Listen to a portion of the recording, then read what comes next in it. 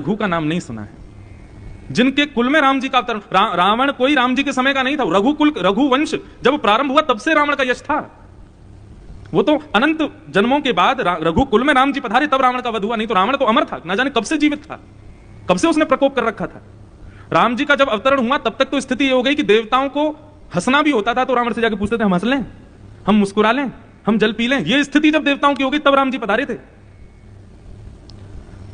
रावण ने कहा कौन है ये रघु? बोले उत्तर भारत के चक्रवर्ती सम्राट हैं रघु। आपने शायद उनका अभी नाम नहीं सुना है महाराज। यदि आप उनको हराएंगे तो आप अभी कह रहे हैं कि मैं उद्घोषणा करूं कि ब्रह्मांड में मुझसे ज्यादा विद्वान कोई नहीं है, मुझसे ज्यादा बलवान कोई नहीं है। पर अगर रघु को आपने हरा दिया तो आपको उद्घोषणा नहीं करनी पड़ेगी, देवता स्वयं उद्घोषित कर देंगे कि रावण से ज्यादा बलवान कोई नहीं है, रघु को हरा के दिखाइए। तब रावण रघु महाराज को देखने के लिए, उनकी शक्ति परखने के लिए आया उत्तर भारत में। तभी उसने क्या देखा कि रघु महाराज सरजू जी के तट पर बैठ करके संध्या कर रहे थे, गायत्री संध्योपासन कर रहे थे। रावण दूर बैठ करके संध्योपासन, अच्छा ब्राह्मण था, जानता था संध्योपासना कैसे होती, आदि आदि सबके नियम जानता ही था रावण। तो देख रहा था कि रघु महाराज क्या कर रहे हैं। तो रघु महाराज जैसी संध्या करने लगे तो संध्या करते करते रघु महाराज ने जल हाथ में लिया और जल लेकर के, अघमर्षण का जल वो बहुत बलवान होता है। ब्राह्मण जब संध्योपासन करते हैं तो अघमर्षण के जल को इस प्रकार से अपनी श्वास उसमें छोड़ते हैं, तो जितना भी दान ब्राह्मण लेते हैं उसमें जो भी दोष होता है सब अघमर्षण के जल में आ जाता है और उसको ऐसे भुजा के नीचे से पीछे डाला जाता है। यदि पीछे कोई पौधा होगा तो सूख जाएगा, अघमर्षण का जल इतना बलवान होता है। परंतु रघु महाराज ने उस अघमर्षण के जल को लिया और तभी उनके चित्त में आया कि भारत के किसी प्रांत में किसी ब्राह्मण की गाय पर शेर हमला कर रहा है। और उस ब्राह्मण ने रघु महाराज का स्मरण किया, चक्रवर्ती सम्राट का स्मरण किया। तो रघु महाराज के चित्त में संध्या करते हुए दिखाई दिया कि एक गैया पर एक शेर आक्रमण कर रहा है किसी देश में, किसी जगह पर, और ब्राह्मण विलाप कर रहा है मेरी गाय को बचाओ। तभी रघु महाराज ने अघमर्षण के जल को उस शेर का चिंतन करते हुए भुजा उठा करके जैसे ही पीछे फेंका तो कोसों दूर किसी नगर में शेर, उसका वहीं वध हो गया। दूर से ही रघु महाराज ने उसका वध कर दिया और गैया की रक्षा हो गई। रावण ये सब स्थिति देख रहा था। तुरंत रावण वहां से गया और उस जगह जाकर के देखा तो ब्राह्मण की गाय को थोड़ी चोट आई थी और शेर मरा पड़ा था। रघु महाराज ने कोसों दूर से अपने संध्योपासन के बल से उस शेर की हत्या कर दी। रावण बोला भाई ये साधारण नहीं है, क्यों ना कुछ अभिनय किया जाए। नाटक करने में तो बहुत निपुण था ही, जब संत बन के सीता जी का हरण कर लिया उसने, नाटक करना तो रावण को आता ही था। तो शिष्य बन करके रघु महाराज के पास गया, बोले महाराज मैं आपसे विद्या सीखना चाहता हूं, मैंने अभी अभी देखा आपने जो संध्योपासन के द्वारा एक गौ रक्षा की, आप ये विद्या मुझे भी सिखाओ। तो रघु महाराज बोले ठीक है नित्य आया करो। और रावण रोज जाता था, रोज उसको कुछ ना कुछ सिखाते थे रघु महाराज। एक दिन रावण ने कहा कि महाराज आप कृपा करके हमारी लंका चलिए ना, एक बार हमारी लंका देख के आओ, हमारी नगरी कैसी।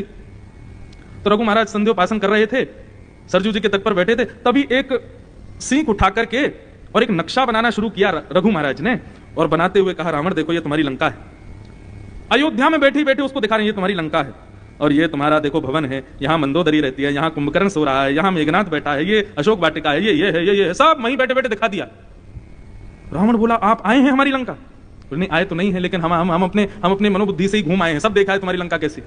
रावण बोला कृपा करके मेरी लंका में चरण पधरा दीजिए, एक बार आप आ जाएंगे तो मैं धन्य हो जाऊंगा। रघु महाराज बोले नहीं अभी समय नहीं। अब रावण जिद करने लगा तो गलती से रघु महाराज का हाथ थोड़ा सा उस नक्शे पर पड़ गया, और जैसे ही पड़ा तो कुछ अंश उसका मिट गया। रघु महाराज बोले अब देखो तुमने कर दिया ना बेकार। रावण बोला क्या हुआ? बोले अब ये जितना नक्शा मिटा है इतनी लंका तुम्हारी डूब गई समुद्र में। रावण बोला क्या कह रहे हैं? बोले और नहीं तो। रावण दौड़ करके गया, जैसी लंका में देखा तो उतना एरिया जो गलती से हाथ पड़ गया था नक्शे पर, वहां अयोध्या में सरजू जी के तट पर बैठे बैठे उतनी लंका डूब गई रावण की। रावण बोला ये साधारण नहीं है, मेरी बुद्धि में नहीं आ रहा है, इनका बल कैसा, इनसे युद्ध करना तो दूर, ये वहां बैठे बैठे अगर मेरी पूरी लंका पर हाथ फेर दें तो सब डूब जाएगा, इनसे युद्ध क्या करूं मैं? ये राम जी के पूर्वज हैं महाराज रघु। तब रावण ने एक अयोध्या के महात्मा को बहुत धन दिया। अयोध्या के नहीं थे, कहीं बाहर के थे, उनको धन देकर के कहा कि मुझे आप गोपनीयता से ये जान करके बताइए कि रघु महाराज में इतना बल कहां से आया। तब उन्होंने बताया कि रघु महाराज की तो धर्म पत्नी है, वो पतिव्रता नारी है। रघु महाराज का स्वयं का बल तो है ही, लेकिन उनके बल को और पोषण बनाता है उनकी पत्नी का पातिव्रत धर्म। वो रघु महाराज के अलावा अन्य किसी पुरुष को नजर उठा करके भी नहीं देखती हैं, और यही उनका पातिव्रत धर्म उनके पति के बल को बढ़ा रहा है। रावण बोला अच्छा ठीक है। एक दिन रघु महाराज कहीं गए हुए थे और रावण ने वही युक्ति जानी और रघु महाराज का रूप धारण करके अयोध्या में प्रवेश किया। सब जय जयकार करने लगे, नमन करने लगे, जय हो रघु महाराज की जय हो, प्रणाम करने लगे। सूर्यवंशी राजा रघु के रूप में रावण ने जैसे ही महल में प्रवेश किया तो महल में प्रवेश करते सबने उनको प्रणाम किया, लेकिन रघु महाराज की जो धर्म पत्नी थी उन्होंने उसको प्रणाम नहीं किया। वो उसके मुखमंडल को देखते ही पहचान गई कि ये रघु नहीं है। क्यों? रघु महाराज की एक पहचान थी। वो जब भी महल में आते थे तो तिलक तो रहता ही था, लेकिन तिलक के अगल बगल में अयोध्या की और जिस नगर के वे राजा थे वहां की रज का तिलक भी लगाते थे। और लगाते नहीं थे, प्रणाम करते थे तो तिलक अपने आप लग जाता था, जो कि रावण ने नहीं किया था। उसी से वो पहचान गई कि ये कोई और छद्म वेश धारण करके आया है, ये महाराज रघु नहीं है। तुरंत उसको बंदी बनवा दिया और रघु महाराज को निमंत्रण भेजा। रघु महाराज पधारे, आकर के सब वृत्तांत बताया। बोले देखिए ये आपका शिष्य है, रूप बदल करके मेरे पातिव्रत धर्म को नष्ट करने के लिए आया है। रघु महाराज ने जब रावण को देखा, बोले तुम्हारी इतनी हिम्मत, तुम यहां पर इनका पातिव्रत धर्म नष्ट करने आए हो? तुरंत अपने धनुष उठा करके बाण लेकर के प्रत्यंचा चढ़ा करके जैसे ही रावण का वध करने लगे, इतने में ही ब्रह्मा जी प्रकट हो गए और प्रकट होकर के महाराज रघु को प्रणाम करके कहा, बोले भगवान पूरी कथा सुनाई, ये जय विजय राक्षस हैं, इनका वध नारायण के द्वारा होगा, परंतु आपके तपोबल को, आपके विद्वत बल को, आपके पातिव्रत और पत्नीव्रत बल को देख करके नारायण ने यह वचन दिया है, यह संकल्प लिया है कि वे आपके ही कुल में जन्मेंगे और इसको मारने का अधिकार उन्हीं के पास है, कृपा कर आप इसको मत मारिए। रघु महाराज बोले अब कैसे नहीं मारूं, मैंने तो प्रत्यंचा चढ़ा ली, इसका नाम गोत्र सब बोल दिया मैंने, बाण ऐसे थोड़ी खींचे चला दिए, सामने जिस पर बाण मारा जा रहा उसका नाम गोत्र सब उच्चारण किया जाता था और उस पर बाण छोड़ रहे हैं। बोले अब तो ये बाण इसी को मारेगा। तब ब्रह्मा जी ने कहा ये बाण आप मुझे दे दीजिए, जब आपके कुल में नारायण पधारेंगे तब ये बाण मैं उनको दे दूंगा और इसी बाण से रावण मरेगा। ये सब बात रावण के सामने हो रही थी। ब्रह्मा जी बाण लेकर के चले गए, रावण को मुक्त कर दिया। रावण ने जाकर के तपस्या की हिमालय पर, ब्रह्मा जी प्रकट हुए, बोले मांगो वरदान क्या चाहिए। अनंत वर्षों बाद ब्रह्मा जी को भी भूल गए, लेकिन रावण को पता थी मेरे प्राण इन्हीं के पास हैं। रावण ने तपस्या करके ब्रह्मा जी से वरदान मांगा, बोले महाराज वो जो महाराज रघु ने मुझको मारने के लिए बाण प्रत्यंचा पर चढ़ाया था वो आपके पास है, इस तपस्या के फल के रूप में वो बाण मुझे दे दीजिए। ब्रह्मा जी बोले ले जाओ, लेकिन कहीं से भी निकाल करके ला करके राम जी इसी बाण से तुमको मारेंगे। और उस बाण को ले जा करके रावण ने अपनी लंका में छुपा दिया। जैसे ही राम रावण युद्ध प्रारंभ हुआ, राम जी ने खूब बाण मारे लेकिन रावण नहीं मरे। तब विभीषण जी ने बताया, बोले महाराज जी ऐसे नहीं मरेगा। तब उन्होंने पूरी कथा सुनाई। बोले आपके वंश के, आपके पूर्वज रघु महाराज ने एक बाण रावण की मृत्यु के लिए निकाला था, वो बाण रावण ने ही लंका में छुपाया है। पता मुझे भी नहीं है कि वो कहां है, लेकिन है वो लंका में, उसी से मरेगा ये, उसके बिना मरेगा नहीं। राम जी ने तुरंत हनुमान जी को देखा, बोले आप ही जाओ, आप ही लेके आओ इसको।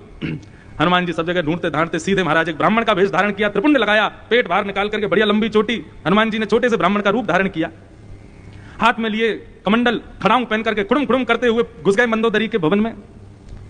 और मंदोदरी के भवन में जाकर के नाचने लगे, रावण का गुण गाने लगे। मंदोदरी बोली आप कैसे ब्राह्मण हो, मेरे पति की वहां मृत्यु हो रही है, राम जी एक के बाद एक बाण मारे जा रहे हैं और आप कह रहे हो रावण जीतेगा, रावण की विजय होगी। ब्राह्मण बोले अरे तुम विलाप कर रही हो देवी, ये तो पूरी लंका जानती है कि रावण को कोई नहीं मार सकता। मंदोदरी बोली क्यों क्यों नहीं मार सकता? अरे रघु महाराज के द्वारा छोड़ा गया बाण वो तो रावण ने ही छुपाया है ना, वो तो रावण के पास है, वो राम जी के पास थोड़ी है, इसलिए रावण नहीं मरेगा। मंदोदरी बोली अरे ये तो मेरे दिमाग में ही नहीं आया, मैं तो रोज उस बाण की पूजा करती हूँ। अरे महाराज मेरे भवन के इस खंबे में ही तो वो बाण है, देखिए मैं रोज इस पर रोड़ी चलाती हूँ, रोज इसको माला पहनाती हूँ, रोज प्रणाम करती हूँ, मेरे पति के प्राण तो मैं भी बेवजह रो रही थी, बाण तो मुझे ही दिया था प्राणनाथ ने, इसी खंबे में तो विराजमान है, जय हो ब्राह्मण देवता, आपने आकर के मेरा विषाद दूर किया। इतने में हनुमान जी अपने रूप में आ गए, बोले जय थैंक यू माता जी, जो आपने बता दिया कि बाण कहाँ है। एक मुष्टिक प्रहार करके खंभ का भेदन किया, बाण निकाल करके तुरंत पवन पुत्र उड़ करके गए और राम जी के चरणों में जाकर के अर्पित कर दिया, लीजिए भगवान मार दीजिए इसको। और उसी बाण को प्रत्यंचा पर चढ़ा करके भगवान ने जब रावण को मारा तब रावण की मृत्यु हुई। और आज पूरी अयोध्या के सामने राम जी घोषणा करते हैं कि रावण का वध मैंने नहीं, मेरे पूर्वज महाराज रघु ने किया है, ये मेरा बल नहीं है, ये मेरा यश नहीं है, आप लोग मेरी कीर्ति मत गाइए, ये मेरे पूर्वजों की तपस्या का फल है कि इतना बड़ा राक्षस मारा गया, ये मेरा बल नहीं। इसको कहते हैं अस्तेयम। चोरी ना करना, अपने बल का प्रदर्शन, अपनी बुद्धि का प्रदर्शन, अपनी योग्यताओं का प्रदर्शन मत कीजिए। आप योग्य नहीं है, आप बलवान नहीं है, आप बुद्धिमान नहीं है, आप भजनानंदी नहीं है, आप भक्त नहीं है, ये सब आपके पूर्वजों